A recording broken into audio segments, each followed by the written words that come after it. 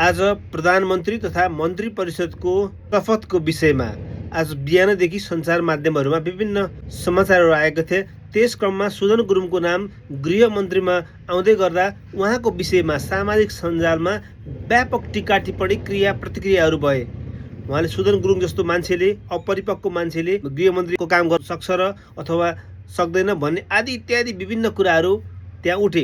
तर तपाईहरुले एउटा कुरा ख्याल राख्नु भएको छ, सुदन गुरुङले जेनजी आन्दोलनको क्रममा जुन किसिमको एउटा भूमिका खेल्नुभयो, कुनै जेनजी युवाको प्रतिनिधित्व गर्ने लिडर नै भइरहेको अवस्थामा उहाँले अग्रभागमा आएर जुन किसिमको भूमिका निर्वाह गरेर एउटा सेफ ल्यान्डिङ मार्फत सुशीला कार्कीलाई प्रधानमन्त्री बनाउन जुन भूमिका खेल्नुभयो र अहिले 6 महिनामा अहिले प्रतिनिधि सभाको निर्वाचन सम्पन्न गर्दा र अहिले परिवेश आइपुग्ने क्रममा सुदन गुरुङको ठुलो भूमिका स्पष्ट हामीलाई थाहा छ।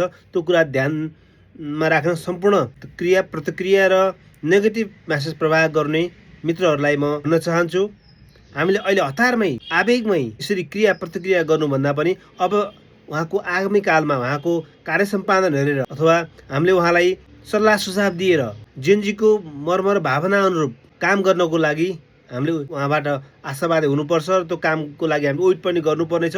र आजै उहाँले गृहमन्त्रीको पदभार ग्रहण गर्दै एकद्वार पोलिसी कुनै पनि काम गर्नको लागि एक ठाउँमा लडिसकेपछि सेवाग्राही जनताको काम एकद्वार त्यहीँबाट सम्पन्न हुनुपर्छ भन्ने निर्णय गर्नुभएको छ, एकदमै स्वागतयोग्य छ।